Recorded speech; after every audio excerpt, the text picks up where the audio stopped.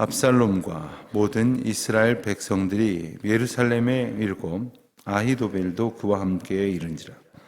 다윗의 친구 아렉 사람 후세가 압살롬에게 나갈 때에 그에게 말하기를 왕이여 만세, 왕이여 만세 하니 압살롬이 후세에게 이르되 이것이 내가 친구를 후대하는 것이냐?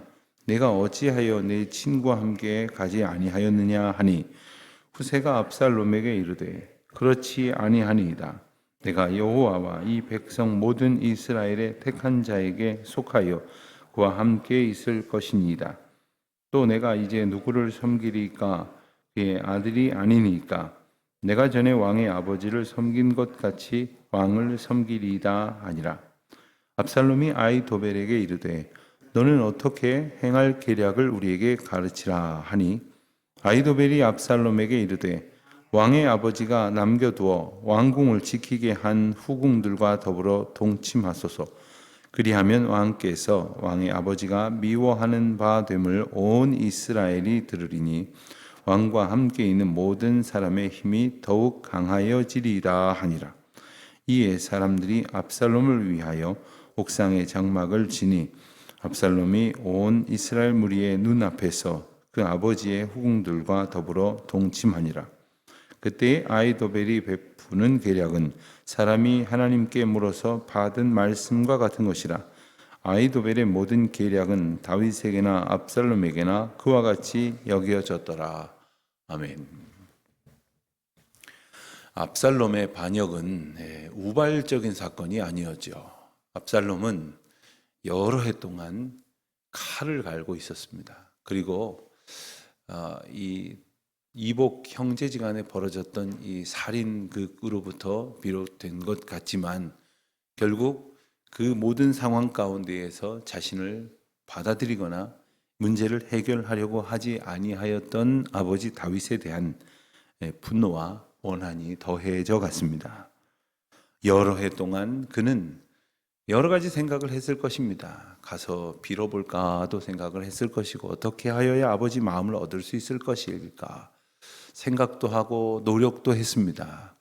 그래서 할 수 있는 한에 나름의 방법도 사용을 해봤으나 아버지의 마음을 얻지 못하게 되자 아예 아버지의 마음을 짓밟고 지나가기로 그렇게 결심을 한 끝에 결국 그는 아버지 왕이기 전에 아버지였던 다윗에게 반역하는 그러한 지경에 이르게 되었습니다.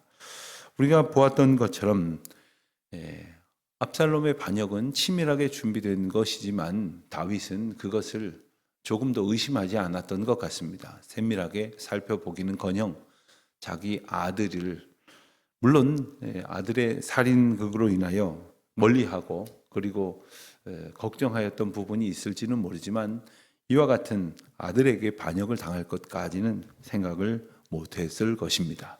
전혀 대응하지 못하고 있는 다윗의 모습은 피란 행렬로 우리에게 비춰지지 않았습니까?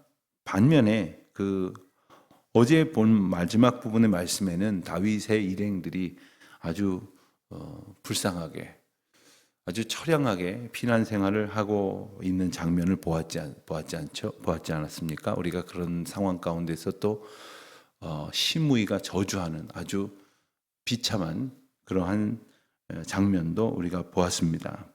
오늘 말씀을 보면 아주 대조적인 장면이 나옵니다. 그것은 압살롬이 마침내 예루살렘에 입성을 하게 되는 겁니다. 그것도 한마디로 말하면 무혈 입성. 아마도 압살롬은 예루살렘 궁으로 진입을 하기에 앞서서 처음에 그런 생각을 했을 것입니다. 이제 마음 단단히 먹고 각오를 단단히 하고 전열을 정비하고 이제 다윗의 군대 가운데 아마도 남겨진 이 저항군들, 그들 입장에서는 저항군이 되겠죠. 저항군들을 완전히 제압을 하고 예루살렘 모든 도성을 접수해야 되겠다 이런 생각을 했으나 뜻밖에도 저항군이 없으면 물론이고 오히려 16절 말씀을 보니까 다윗의 친구이자 오랜 책사를 역할을 했던 후세가 압살롬을 맞이하고 있었던 겁니다.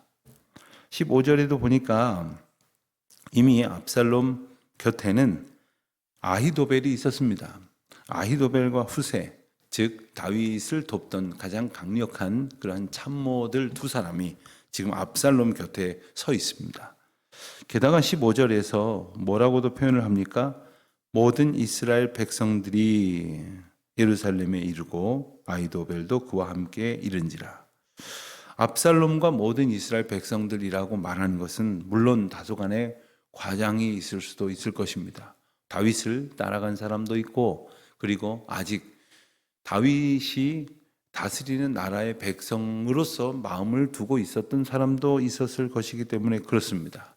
그러나 아예 모든 어떤 그 세력, 판도가 다 압살롬에게 넘어갔다는 뜻으로 이러한 표현을 사용하고 있음을 우리는 알게 됩니다. 다 넘어갔습니다. 이제 돌이킬 수 없는 상황에 이르렀다, 이렇게 말할 수도 있을 것입니다. 그때에 후세는 압살롬에게 나아가서 뭐라고 말합니까? 16절 하반절에 보면 왕이여 만세, 왕이여 만세. 아마도 이 후세는 압살롬에게 신임을 얻어야 되기 때문에 압살롬 입장에서도 다윗 왕의 가장 최측근이었던 이들이 자기에게 가담하는 것을 보면서 의심을 했겠으나, 의심을 하기 시작하면 아마 주변에 있을 사람이 하나도 없었을 것입니다.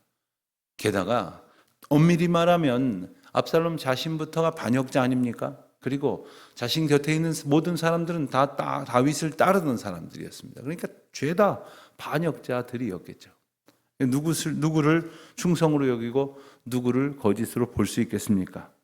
그는 분별할 수 있는 위치나 입장이 되지 못하고 있었다고도 봐야 할 것이겠습니다. 17절에 보니까 압살롬은 후세를 일단 의심합니다. 뭐라고 말합니까? 내가 친구를 후대하는 것이냐? 내가 어찌하여 내 친구와 함께 가지 아니하였느냐? 친구는 물론 다윗을 말하는 것입니다.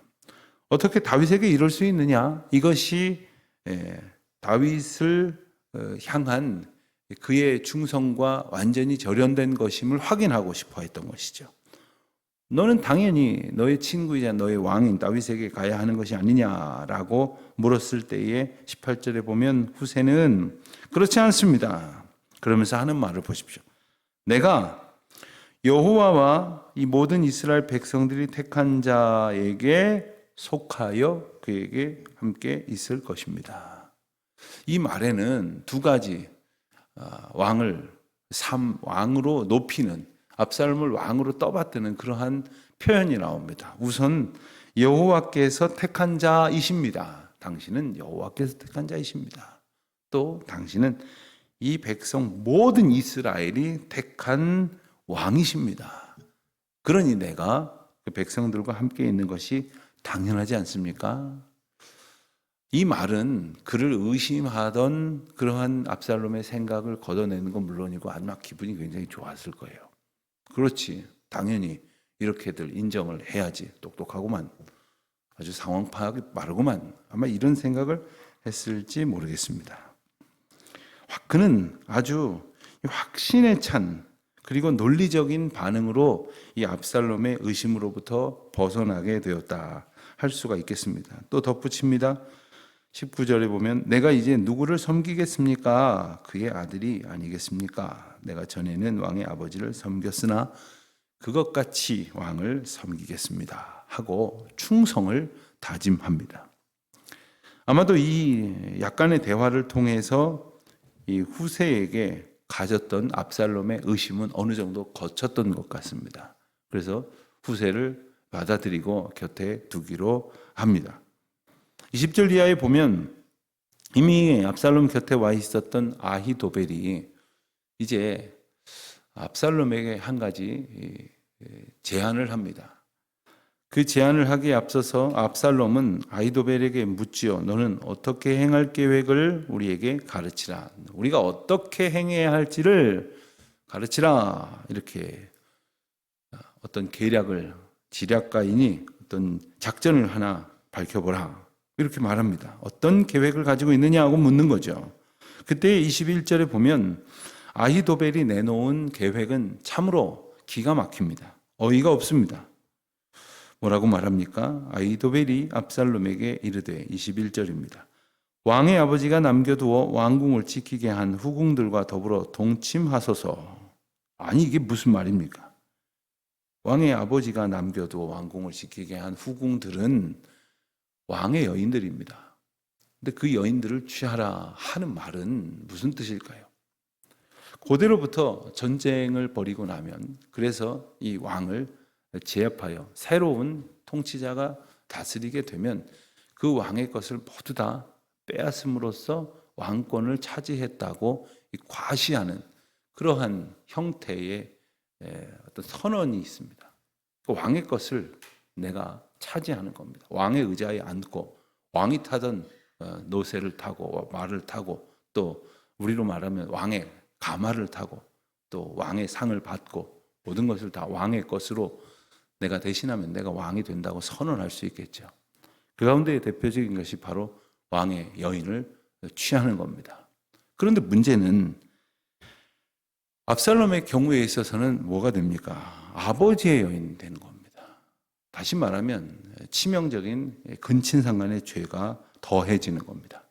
그럼에도 불구하고 이렇게 하도록 아히도벨이 계략을 짰던 이유가 무엇일까? 자, 이렇게 되면 다윗과 압살롬 사이는 도저히 회복될 수 없는 지경으로 이르게 됩니다. 그러니까 회복의 여지가 있다는 얘기는 아마 후세나 아히도벨처럼 압살롬을 따랐던 사람들이 많이 있었지 않습니까? 그들이 생각을 하기를 이 압살롬을 따르다가 또 다윗에게로 넘어가야 되는 건 아닌가? 갑자기 둘이 화해를 해버리면 그건 정말 난감한 일이 되는 것입니다. 그러니 그 사이에서 고민할 수밖에 없겠지요.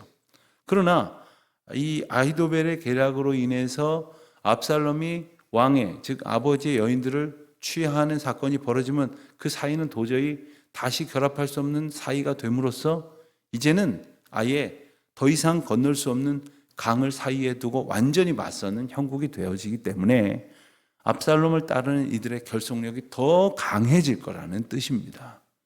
아예 도로 넘어갈 수 있는 근원적인 이유를 완전히 차단해버리는 그러한 계략이었던 것입니다. 아히도벨은 그 일로 인해서 21절 하반절에 보면 왕께서 왕의 아버지가 미워하는 바 됨을 온 이스라엘이 들으리니 이제는 용납할 수 있는지 용서하고 아버지로서 기다렸다가 다시 맞이할 수 있는 그런 단계를 완전히 건너서게 되니 그렇다면 압살롬과 함께 있는 사람들의 결속력은 더욱 강해질 것입니다. 라고 조언을 했던 겁니다. 그런데 어리석게도 압살롬은 이 제안을 받아들입니다. 그리고 맨 마지막 절에서 보는 것처럼 아히도벨이 꺼내놓은 계략을 하나님께로부터 얻은 지혜 같구나 라고 생각을 했다는 거예요. 그런데 압살롬만 그렇게 생각한 것이 아니었습니다. 다윗도 그렇게 생각을 했고 그리고 많은 사람들이 아히도벨의 계략을 하나님께로부터 받은 말씀과 같은 것이다 라고 생각을 했다는 거예요. 성경은 왜 굳이 23절의 말씀을 담아두었을까? 왜 같은 것 같다고 생각을 했다고 표현하고 있을까? 그것은 같지 않기 때문입니다. 하나님의 주신 말씀과 같지 않는데 같다고들 생각하고 있는 당시 상황을 일러주는 거예요. 그만큼 아히도벨의 계략은 보통 사람들이 생각하는 수준을 넘어섰지만 그럼에도 불구하고 같지 아니하였던 하나님의 생각과 같지 아니었던 아히도벨의 계략은 훗날 파멸로 이어지게 된다는 것을 암시하는 말씀입니다.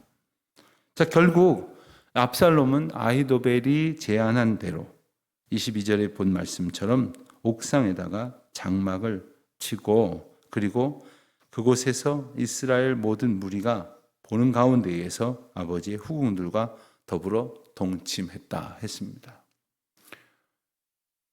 장막을 쳐놓은 그곳은 아버지 다윗이 우리아의 아내 바세바를 보았던 곳이기도 했습니다. 그러니 이스라엘의 이 왕궁을 덮고 있었던 이 모든 악행과 범죄의 근원은 아들에게로 이어지고 또한 아들이 그것을 통해서 아버지를 택하셨던 하나님의 통치를 부정하는, 더 이상 돌이킬 수 없는, 회복될 수 없는 지경에 빠지게 되어지는 것이죠. 우리는 많은 사람들의 조언을 들으면서 살아가고 있다고 할 수 있겠습니다. 또 서로 조언을 하기도 합니다. 그런데 어떨 때 보면 내가 생각한 것보다 조금 더 나은 것 같으니까 기가 막히네. 이거 우리가 같이 아주 간절한 마음으로 의논을 했더니 하나님이 우리에게 지혜를 주셨나 보다, 이런 생각이 들 때가 혹 있다면 오늘 본문 말씀을 기억하시기를 바랍니다. 사람에게 지혜로운 방법이라고 하는 것은 아주 지극히 어리석고 낮은 우리 수준에서 한 칸만 위에 있는 생각이 비춰져도 기가 막히다고 생각을 할 거예요. 그러나 하나님께서 주신 생각은 틀림이 없고 그리고 어긋남이 없는 완벽한 하나님의 인도하심이라는 것을 우리가 기억할 때에 우리는 언제나 우리가 어려움을 겪어도 피할 길을 허락하시고, 또 우리가 답이 없는 상황 속에 있다 할지라도 하나님의 답을 보여주시는 그 사랑의 다스리심을 우리가 의지하며 나아갈 수 있어야 할 것이겠습니다. 하나님을 의지하지 않는 사람은 무언가 다른 것을 의지할 수밖에 없습니다. 우리는 그렇게 홀로 서 있을 만큼, 그리고 잠깐은 나 혼자 다 결정해야 돼, 나 혼자 다 모든 것을 책임져야 해 라고 생각할지 모르지만, 그게 그렇게 오래 갈 수 없을 만큼 지극히 어리석고 약한 존재들입니다. 그러니 누구에게든 마음을 이제 내어놓고 조언을 듣기도 하고 그의 이야기를 나의 길잡이로 삼으려고 할 때도 있습니다. 그럴 때마다 우리의 길을 정령 인도하시는 분은 한 분 하나님이심을, 그리고 오늘 우리에게 벌어질 모든 일 가운데에서 온전한 주권자는 여전히 하나님만 되심을 우리가 기억하면서 우리의 모든 어지러운 생각들을 주님 앞에 온전히 기도하면서 내어드리는 그러한 시간들을 가지시기를, 그러한 기도의 삶으로 오늘을 살아가시기를 주님의 이름으로 축원드립니다. 기도하겠습니다. 하나님, 저희가 어리석음을 다 알지도 못할 만큼 어리석습니다. 저희의 무지함을 깨닫지도 못할 만큼 아둔합니다. 저희의 부족함을 인정하지 않을 만큼 교만합니다. 저희를 불쌍히 여겨 주시옵소서. 주님의 뜻을 주님의 방법으로 나타내 주시옵소서. 그 뜻을 구하며 겸손히 얻고자 기도하며 살아가는 저희들 되게 하옵소서. 예수님의 이름으로 기도드립니다. 아멘.